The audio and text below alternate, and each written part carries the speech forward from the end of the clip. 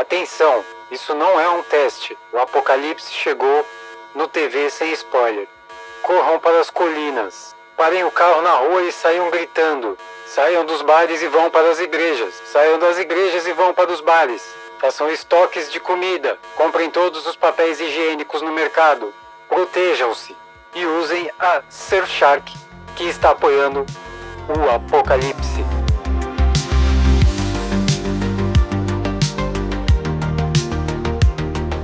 Esse é o TV com Spoiler e eu sou o Dante, te clareando as ideias com a minha opinião sobre as histórias. Hoje a gente está dando início aqui ao TV sem spoiler do Mundo Bizarro, o TV com Spoiler, que é um espaço aqui que eu vou tirar para trazer umas análises de alguns filmes em algumas séries, mas também resumos, que é o que a gente vai fazer hoje. Não vou me aprofundar muito em analisar, mas sim em resumir aí de uma forma prática e rápida para você começar a assistir Last of Us, que estreou ontem à noite. Então estamos um pouquinho atrasado, mas antes tarde do que mais tarde. E muita gente ainda não assistiu, eu ainda não assisti o primeiro episódio de Last of Us. Mas sempre vou deixar bem avisado no título já que vai ter spoiler, que vai ser o TV com spoiler, e logo no começo do episódio também soarão os alarmes todos para você realmente só ouvir se quiser. E para quem ainda não assistiu a primeira temporada de Last of Us, tem aí nas notas do episódio um episódio sem spoiler falando da série, que é o nosso episódio número 28. Se você ainda não assistiu a primeira temporada, é melhor você clicar aí nas notas e ouvir este episódio. E aí você nem vai precisar ouvir esse, porque você vai estar fresquinho aí para ver a segunda temporada. Então bora lá! Bom, a série ela começa em 2003, mas antes de começar a linha do tempo da história da série, a gente assiste uma entrevista ali que se passa em 1968. Nela lá tem dois cientistas discutindo ameaças à humanidade e um deles alerta ali sobre o risco de uma pandemia causada por fungos, especificamente do gênero Cordyceps. E aí ele vai explicar que se o clima ficasse mais quente, esses fungos poderiam evoluir para infectar humanos, né? Esses fungos eles realmente existem e eles infectam outros insetos e fazem desses insetos verdadeiros zumbis. Eles controlam as atividades desses insetos, é uma loucura. E ele explica lá que se esquentar muito, isso pode evoluir para os humanos. E aí vai servir, né, de como um prenúncio da série toda que vai começar agora. E aí a gente entra já em 2003, né, mostrando um pouco do dia a dia ali do Joel e da filha, né, a Sarah. Em algumas horas ali precedendo o início do surto, né, que vem à noite. À noite a Sarah percebe uma movimentação estranha ali na rua, no bairro, que o cachorro do vizinho saiu correndo e ficou latindo na porta dela. Quando ela foi no vizinho e chegou lá, o vizinho já estava ali devorando os próprios parentes. Então ela sai correndo, já dá de cara com o Joel ali e seu irmão, que é obrigado a matar um zumbi doido ali que veio para cima deles. E o Joey nesse momento não queria nem que ele matasse o zumbi na frente da Sarah, né? O que mostra um início ali do arco do Joel, né? Esse cara mais ponderado, não queria que a filha visse aquilo e tal. E aí durante a fuga é dado a ordem para os soldados exterminarem as pessoas, né? Para não deixar o surto espalhar. E uma das vítimas ali é a filha do Joel, a Sarah. Ele consegue se safar ali, mas infelizmente ela morre baleada ali no comecinho. E logo já se passam 20 anos, ele vivendo numa zona de quarentena em Boston, junto com a Tess ali, uma pessoa que ele conheceu durante essas 2 décadas, que vai se mostrando ali que é uma pessoa importante para ele, que eles tiveram um relacionamento ou têm.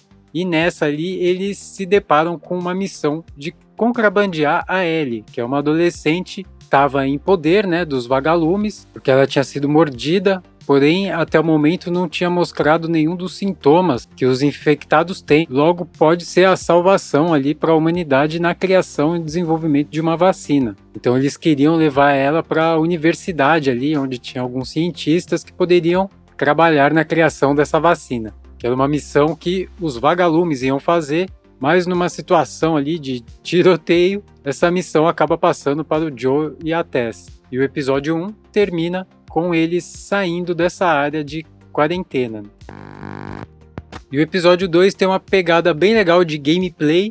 O Joel, a Tess e a Ellie vão saindo, né, da área de quarentena e tem que atravessar a cidade, que tá inteira destruída ali, é até difícil se locomover. Às vezes eles têm que passar por dentro de prédios para chegar em determinadas ruas, determinados lugares. A gente entra em shopping, museu, tudo abandonado, tudo cheio d'água, tudo cheio de planta.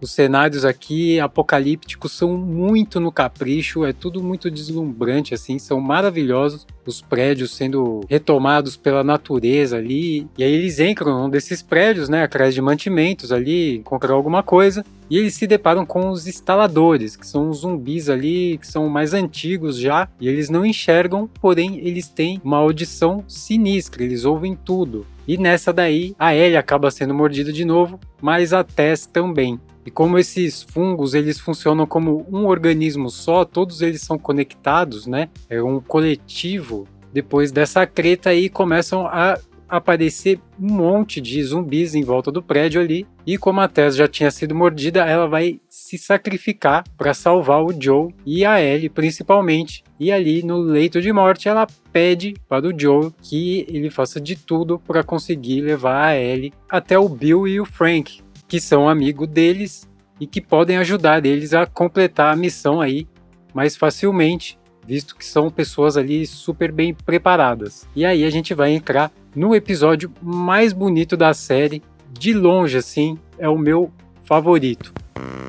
E aí temos o episódio 3, que é o mais bonito da série. Ele vai sair um pouco ali do núcleo central da história e vai focar mais na história do Bill e do Frank, que são dois sobreviventes aí do apocalipse e que construíram uma vida juntos ali numa cidadezinha que está totalmente isolada. O exército já passou por ali, já removeu todo mundo.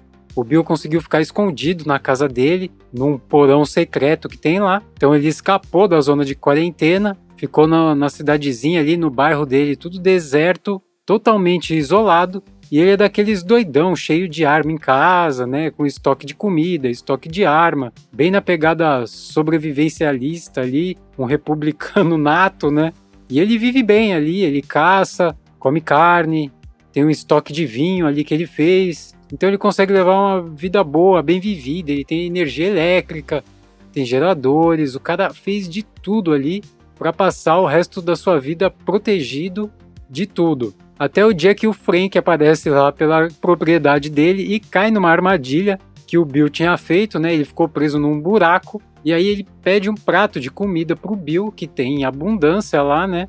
E aí a comida acaba virando um banho quente e papo vai, papo vem.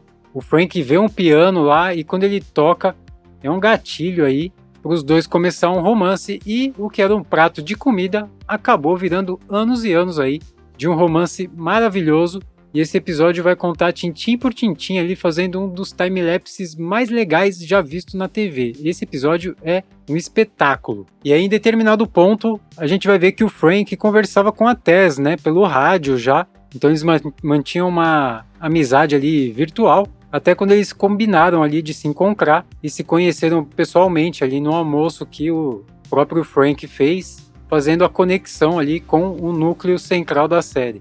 Até que o casal envelhece e ali em determinado momento o Frank fica muito doente e chega num ponto que ele não aguenta mais viver daquele jeito e vai pedir pro Bill para encerrar com a vida dele, colocando remédio ali, um monte de remédio na sua taça de vinho. O Bill, muito triste, ele vai e faz, porém ele coloca no vinho dele também. E aí, numa espécie de Romeu e Julieta do apocalipse, eles tomam o vinho, vão se deitar e morrem juntos ali na cama, num último ato de amor e romance.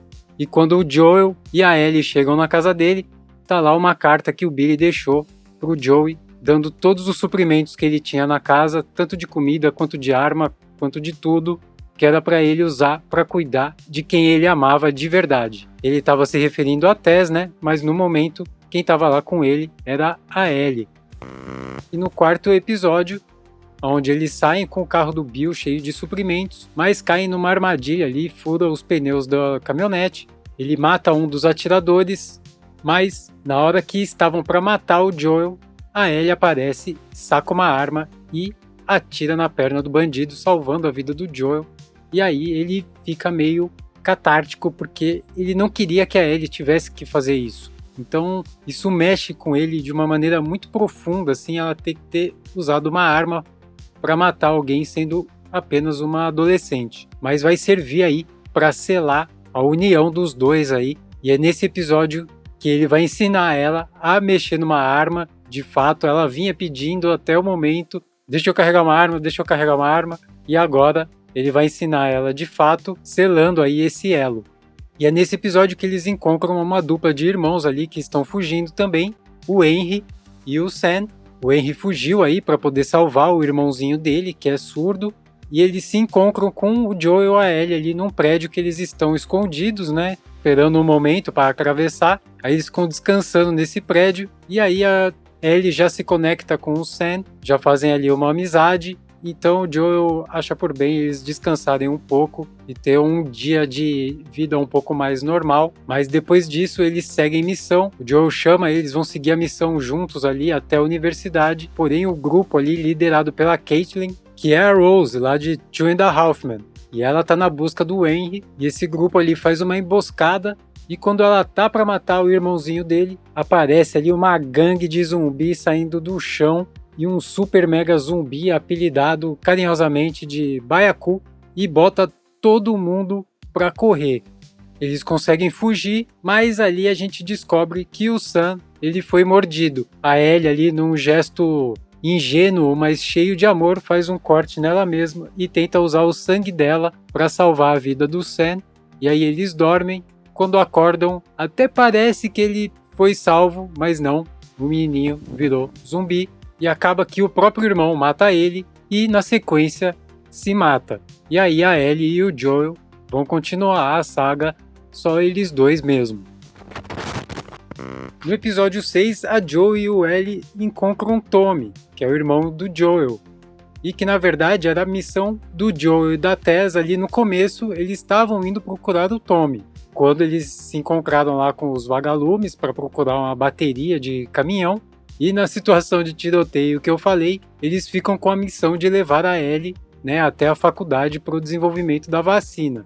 E na caminhada aqui no episódio 6, eles acabam concretizando aí a missão número 1 do Joel, que era encontrar o irmão. O Joel, desde que ele começou a ter sentimentos pela Ellie, ali no terceiro episódio, ele começa a ter uns ataques de ansiedade, assim, muito pesados, dores no peito, volta a sentir um medo.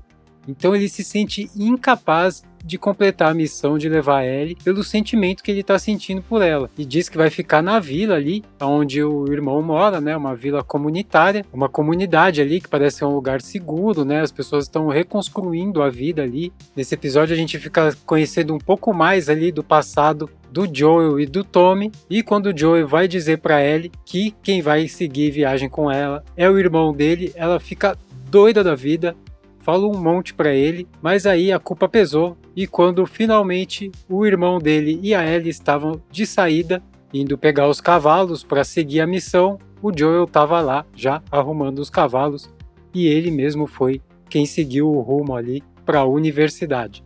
E o Joel vai ser ferido ali por uns doidos atacando eles, mas a Ellie consegue subir o Joel ali num cavalo e eles conseguem fugir e se abrigam ali numa cabana. No episódio 7 a gente vai ter um flashback ali, contando um pouco da história da Ellie, que ela estudava ali num meio que um colégio militar ali da Fegra, né, um estado fascista, e ela tem uma amiga lá, a Riley, que estava sumida aí fazia uns 3 dias até voltar, pular pela janela, acordar ela no meio da madrugada e chamar ela para dar um rolê. Elas vão passar a madrugada num shopping ali, elas conseguem religar a energia e vão se divertir ali no fliperama, conhecendo coisas de uma vida que elas não tiveram, né? Até que elas são atacadas por um infectado e as duas são mordidas. A amiga da Ellie morre e ela descobre ali que ela pode ser imune, né? Ela sobrevive e é assim que ela vai ser capturada pelos vagalumes, né? A amiga dela tinha entrado para os vagalumes, por isso que ela tinha sumido. E o shopping era um ponto de encontro ali com os vagalumes, que quando chegam lá, encontram a Ellie, que tinha sido mordida, porém não mostrava sinais de infecção. Então aqui a gente explica como é que começa ali, né, primeiro episódio, como começa a saga da Ellie, né? Por que ela estava presa lá com os vagalumes. E também, no momento presente ali desse flashback, a Ellie tá cuidando de um ferimento do Joel ali, né? Que foi atacado quando eles chegaram na universidade e tomou uma facada. E a Ellie, enquanto cuida do Joel, né, que tá ali na cabana, quase morrendo, ela deu uns pontos nele e sai para caçar. Ela encontra ali com 2 homens, que a princípio ali se propõe a ajudar a trocar parte do cervo que ela caçou por medicamentos para ajudar o Joel.